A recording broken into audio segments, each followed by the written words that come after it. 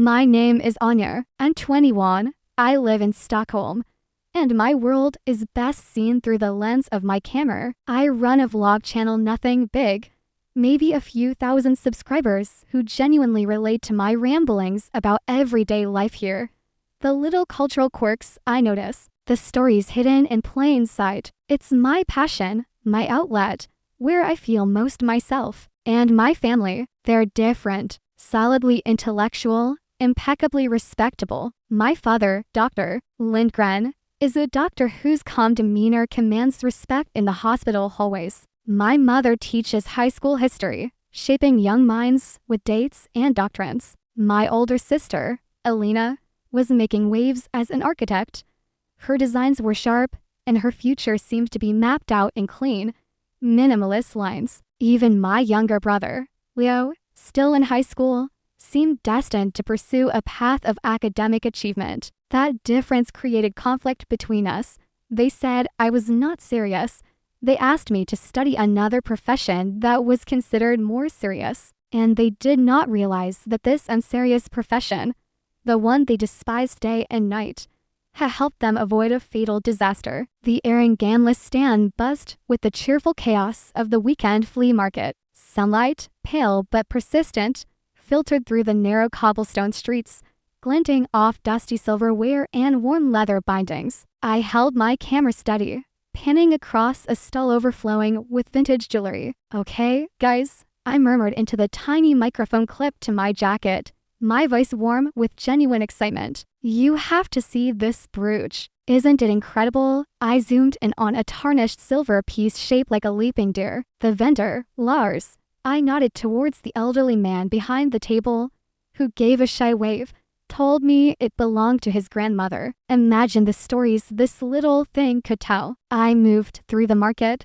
my camera my constant companion. I chatted easily with a woman selling handwear upon mittens, laughed with a man demonstrating an old wooden tie, tasted a piece of cloudberry jam offered by a smiling vendor. This was my element, finding the extraordinary in the ordinary, connecting with people, sharing those small, authentic moments. My subscribers loved this stuff, the unpolished, real slice of Stockholm life. It wasn't about millions of views, it was about connection. Here, pointing my lens outward, I felt completely grounded, completely myself. The knot of anxiety that often tightened in my chest when I thought about home loosened, replaced by the simple joy of creation. Later that evening, the contrast was stark. The dining room was elegantly set, the scent of roasted salmon and dill filling the air. Crystal glasses gleamed under the soft light, but the atmosphere felt heavy, thick with unspoken expectations. "Did you have a productive day, Anya?" Mom asked, her tone carefully neutral as she passed the potatoes. Her eyes didn't quite meet mine. "Yeah, it was great," I replied, trying to sound breezy. "I filmed at the Gamla Stand Market for the vlog, found some amazing things, met some interesting people." Dad cleared his throat, adjusting his glasses. "Interesting," he echoed, the word hanging in the air. He didn't need to say more. The implied addendum, "but is it useful? Is it leading anywhere?" was practically audible. Elena, sleek and composed even after a long day at her firm, picked delicately at her fish. "Still doing those little videos?" Then, she asked, a faint smile playing on her lips that didn't reach her eyes. "It all seems rather performative, doesn't it? Curating this perfect little online life." "It's not performative," I countered, feeling the familiar heat rise in my cheeks. "It's about sharing real experiences, connecting with strangers online instead of focusing on tangible skills." "Anya," Dad murmured, swilling the wine in his glass. "We just worry you're drifting. Architecture is tangible," Elena added smoothly. "Medicine is tangible. Teaching is tangible. Likes and shares, they feel rather ephemeral." Leo, sitting opposite me, kept his head down, meticulously cutting his salmon into tiny pieces. He flicked a quick glance my way. Was that sympathy? Curiosity? I couldn't tell. He rarely took sides, existing in the quiet space between their established world and my digital one. The rest of the meal continued in a similar vein. Subtle digs wrapped in parental concern, dismissive comments masked as sisterly advice. Each word felt like a tiny prick, reinforcing the narrative that my passion was frivolous, my path misguided. Loneliness settled over me, a heavy cloak even amidst my new family. I felt underestimated, misunderstood. My vlog, the place I felt seen and heard, was simultaneously the source of their disappointment. The unfairness of it stung, mixing with the stubborn refusal to give up. I would show them. I just didn't know how. All I truly craved was for them to see me, not just the vlogger they disapproved of. A few weeks later, driven by a perhaps naive desire to bridge the gap, I decided to film a day in my family's life video. My intention was pure. I wanted to show my audience the warmth I did sometimes feel, the cozy corners of our home, the everyday moments that made us, well, us. I imagined soft lighting, comfortable silences, shared laughter. I saw it as a way to humanize my family to my viewers, and maybe, just maybe, humanize my passion to my family. I filmed carefully, or so I thought. I caught Dad reading by the fireplace, the light catching the silver in his hair, Mom humming as she watered her plants, Leo struggling good-naturedly with his physics homework. I even caught a brief snippet of Alina, just home from work, kicking off her heels with a sigh of relief, her usually perfect hair slightly mussed. There was also a moment, just a few seconds, where Mom and Dad were discussing hospital budgets in the kitchen, a minor disagreement, voices slightly raised, but quickly resolved. It seemed innocuous, part of the fabric of real family life. I spent hours editing, trimming frames, adding soft background music. I agonized over the kitchen clip, eventually deciding it showed a normal, relatable interaction. I cut the part where Lena looked genuinely exhausted, heaping only the sigh of relief. I thought I'd curated it perfectly, showcasing a relatable, slightly imperfect, but loving family dynamic. I hit publish, feeling a mix of excitement and trepidation. The initial comments were positive. "Your family seems so lovely. Love seeing this side of your life, Anya." Then, a few trickled in that made my stomach clench. "Lol, doctor, Lindgren looks stressed about money. Wow, Alina looks rough after work. Guess architecture isn't glamorous 24/7s. They were minor, intrusive, but visible. It didn't take long for my family to see it. I walked into the living room the next evening to find my parents and Alina standing stiffly, Dad holding his tablet, his face thunderous. Mom looked pale, her lips pressed into a thin line. Alina's expression was a mixture of fury and deep embarrassment. Anya, Dad's voice was dangerously quiet. "What is this?" He turned the tablet towards me. My video was playing, paused on the kitchen scene. I was just trying to show. I stammered, my carefully constructed justifications evaporating. "Show what?" Alina cut in, her voice sharp. "Show me looking like I haven't slept in days? Show Mom and Dad arguing about finances for strangers to comment on? You exposed us, Anya." "Exposed?" Mom whispered, looking genuinely wounded. "Our privacy, Anya, our home. People know your father. They know me at school. What were you thinking? They feel they have the right to comment on our lives, on Alina's appearance, on your father's work stress."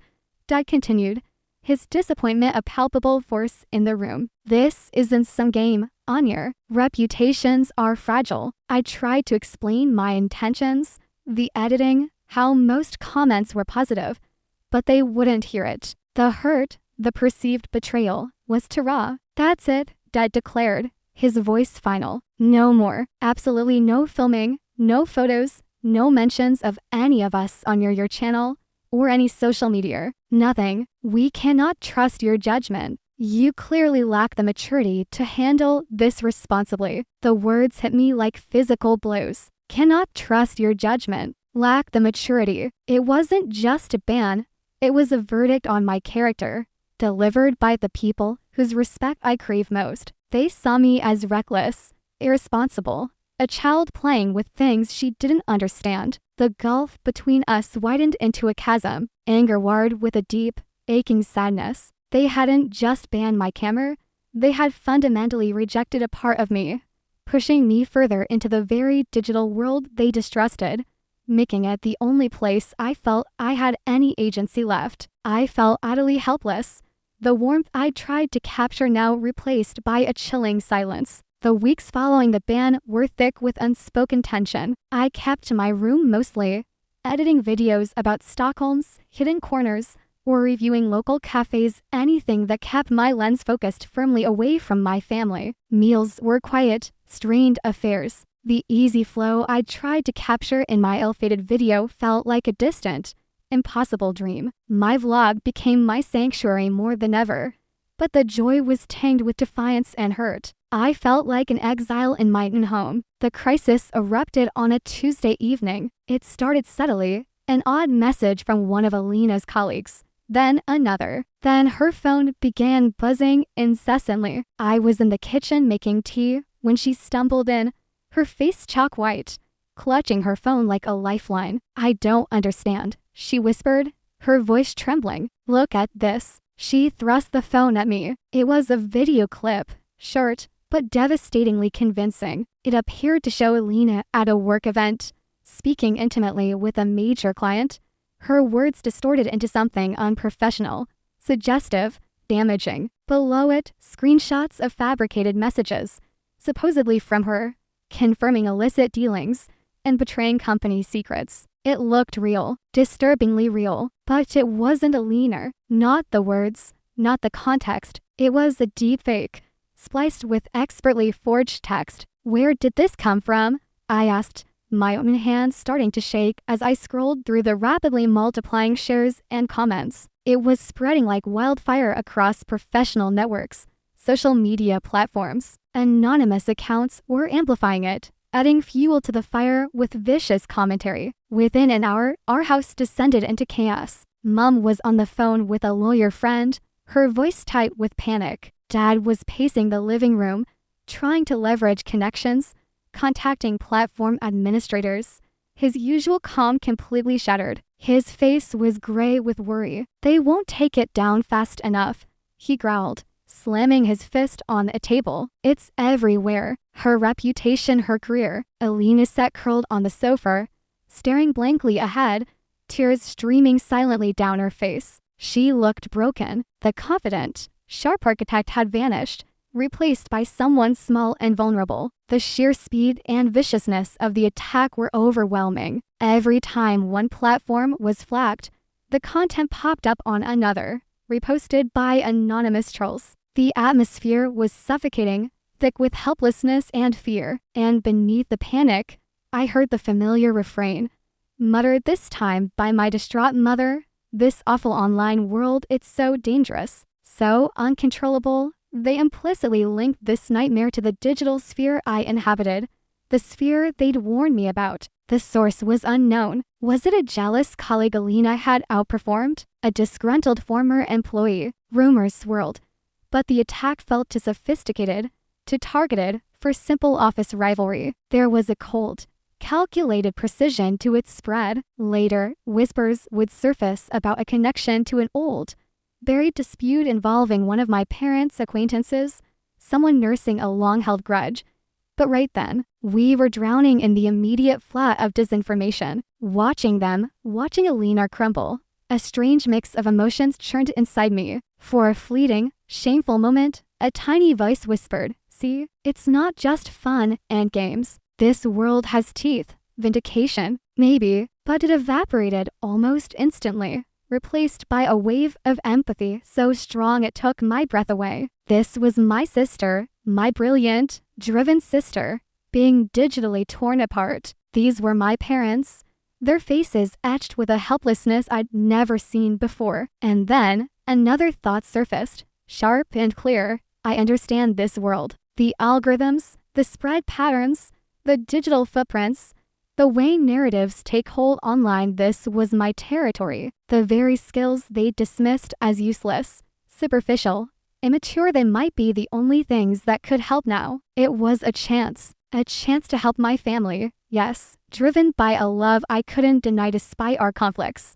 but also, undeniably, a chance to prove myself, to show them that my passion wasn't frivolous, that my understanding of this complex virtual world had value, real-world value. It was a complicated impulse, part loyalty, part empathy, part a burning desire for recognition, maybe even a quiet, satisfying form of revenge by saving them using the very tools they despised. I took a deep breath and walked into the living room, where the frantic phone calls continued. "Mom, Dad, Alina," I said, my voice steadier than I felt. "I think I can help." 3 pairs of strained eyes turned to me. Dad waved a dismissive hand, already turning back to his phone. "Not now, Anya. We're talking to lawyers, professionals." "What could you do?" Mom asked, her voice frayed. "Please, don't complicate things further. This is serious." Alina just shook her head, burying her face in her hands. Their reaction stung.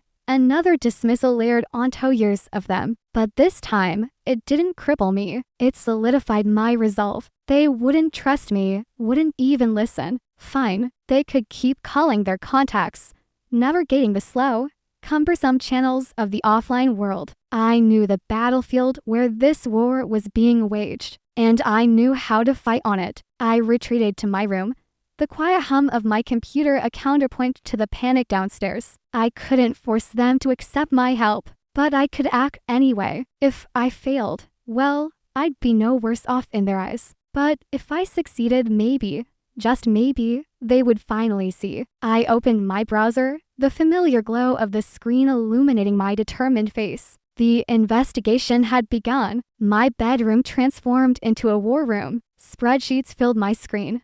Timelines of the videos spread, lists of suspicious accounts, fragments of digital code. The skills honed over years of content creation, analyzing engagement metrics, understanding platform algorithms, tracing viral trends, were now being repurposed for a far more critical task. The deepfake video was sophisticated, but not perfect. I spent hours examining it frame by frame, looking for glitches, inconsistencies in lighting, unnatural facial movements around the mouth and eyes, telltale signs of manipulation. I ran audio analysis software, searching for anomalies in the vocal patterns. There were subtle flaws, digital fingerprints left by the creator. I documented everything meticulously. The fabricated text messages were trickier, but comparing font styles, pixelation artifacts, and time-stamp inconsistencies against known authentic messages from Alina started revealing cracks in the forgery. This was where my community came in. I couldn't reveal Alina's identity.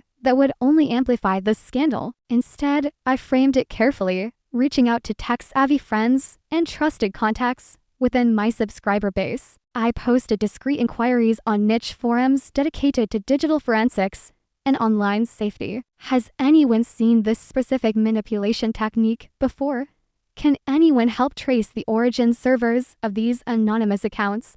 I presented it as a hypothetical case study, a fight against disinformation. The response was slow at first, then encouraging. Tips started trickling in IP address fragments, links between supposedly separate anonymous accounts, observations about the coordinated timing of the posts across different platforms. It felt like assembling a complex puzzle in the dark. Simultaneously, I started outlining a counter-narrative. It couldn't just be a dry technical rebuttal. It needed to be powerful, persuasive, and human. I needed to tell the story not just of how the fakes were made, but the devastating impact they had on a real person's life. Empathy was key. The deeper I dug, the more resistance I felt. My main vlog channel experienced a sudden surge of hateful comments and downvotes, clearly coordinated. Attempts were made to hack into my email and social media accounts unsuccessful, thanks to security measures I'd long had in place, but unsettling nonetheless. One evening, I received a call from a blocked number. Silence greeted me on the other end before an abrupt click. Was it the perpetrator warning me off? Fear coiled in my stomach, cold and sharp. This wasn't just about online drama anymore. There were real-world consequences, a tangible sense of menace. During this intense period, Leo became an unexpected, silent ally. He'd often linger near my doorway, observing the frantic energy radiating from my room. One afternoon, he quietly slid a piece of paper under my door. On it was a name, an old business rival of our father's, someone known for holding grudges, who had recently reconnected with an acquaintance known for shady online activities. It wasn't concrete proof, but it was a significant lead, a potential motive Alina and our parents hadn't considered. I looked up, catching his eye as he hovered in the hallway. He gave a small,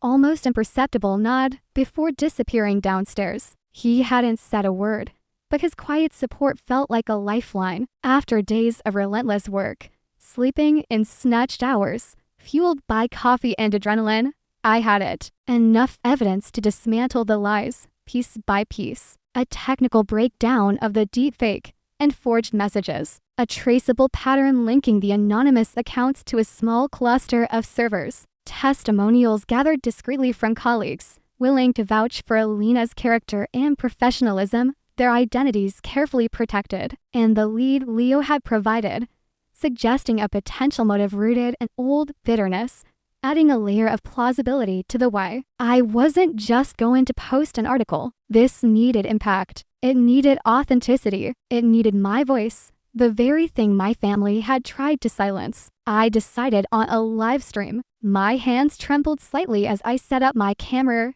checked the lighting, and opened the streaming software. My small room felt like the center of the universe. I took a deep breath, smoothed down my sweater, and looked directly into the lens.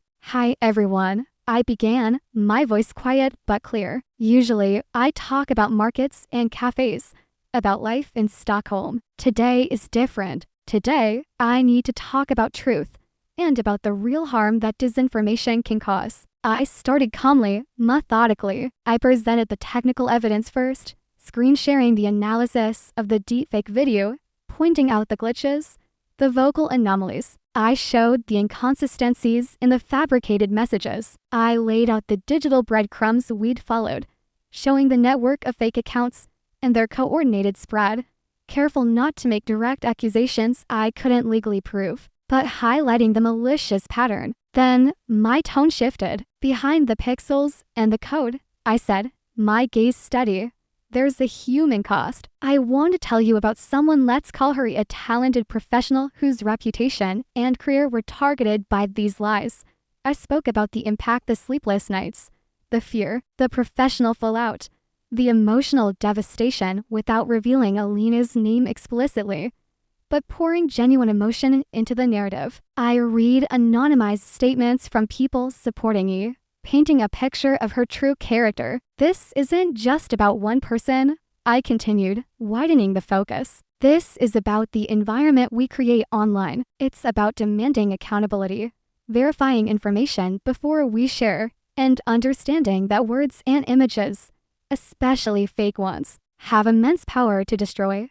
I didn't name the potential instigator Leo had suggested, but I spoke about how personal vendettas could fuel such attacks. My appeal wasn't for revenge, but for empathy, critical thinking, and collective responsibility. I focused on the truth, the consequences, and the need for a healthier digital discourse. I ended the stream after nearly an hour, feeling utterly drained, but strangely calm. I had done everything I could. The reaction was immediate and overwhelming. My regular viewers, initially surprised by the serious topic, quickly rallied. The live stream was shared, commented on, discussed. Tech journalists picked up on the technical analysis. Online communities dedicated to fighting disinformation amplified the message. People started questioning the original fake video, looking at it with fresh, critical eyes. The power of the narrative shifted. The focus moved from the salacious fake content to the calculated cruelty of the attack and the vulnerability of the victim. Support resurged. While the identity of the perpetrator wasn't definitively proven in a way that led to immediate legal action, the trail went cold at offshore servers, a common frustration. The court of public opinion delivered its verdict. The anonymous accounts pushing the fakes went silent. The rumors died down. The cloud of suspicion around Alina began to dissipate, replaced by sympathy and outrage on her behalf. My authentic storytelling, backed by evidence, had cut through the noise. The truth, amplified by the very online community my family feared, had prevailed. The aftermath of the live stream felt like the slow clearing of a storm. The frantic energy in the house subsided, replaced by a quiet sense of relief, tentative and fragile at first, then growing stronger. A couple of days later, Alina knocks softly on my open bedroom door. She looked tired, shadows still under her eyes, but the desperate panic was gone. She walked over to where I sat editing a new, decidedly uncontroversial video about spring flowers in Kungsträdgården. She didn't say anything for a moment, just watched the screen. Then she turned to me, her expression open and earnest. "Anya," she said, her voice thick with emotion. She reached out and pulled me into a hug, holding on tight. It wasn't the awkward, brief hugs we sometimes exchanged. This was real, conveying gratitude and apology wordlessly. When she pulled back, her eyes were shining. "Thank you," she whispered. You saved me. Everything I've worked for." She trailed off, shaking her head slightly. "I was so wrong. About your vlog, about you. What you do. It isn't superficial. It's powerful. And you were amazing. Truly." Hearing those words from Alina, the sister whose approval I always craved and rarely received, felt like a profound validation, not just for what I'd done, but for who I was. A warmth spread through my chest, easing a tension I hadn't realized I was still holding. "I'm just glad you're okay," I managed, my own voice a little unsteady. That evening, my parents asked me to sit with them in the living room. The usual spots: Dad in his armchair, Mom on the sofa, but the atmosphere was entirely different. No underlying criticism, no disappointed glances. Instead, their faces held a mixture of remorse, relief, and something I hadn't seen directed at me before: genuine respect. "Anya," Dad began, leaning forward, his hands clasped. "We owe you an apology, a profound one." He looked directly at me, his gaze unwavering. "We were wrong. We didn't understand your work, your passion. We dismissed it. And worse, we dismissed you." Mom nodded, her eyes glistening. "We were so focused on our own definitions of success, our own fears about reputation, we didn't see the skills you were building. We didn't trust you." She reached out and took my hand. Her touch was warm, sincere. Those very skills. That online life we were so critical of, it saved Alina. It saved us from a nightmare. We judged what we didn't understand, and we hurt you deeply in the process. We are so sorry. We still might not fully grasp all the technical details," Dad added, a faint, rueful smile touching his lips. "But we see you, Anya. We see your strength, your intelligence, your integrity. We trust you, and we are incredibly proud of you." Tears welled in my eyes, but these were tears of relief, of release. The weight of years of feeling underestimated, misunderstood, finally lifted. Their apology wasn't just words.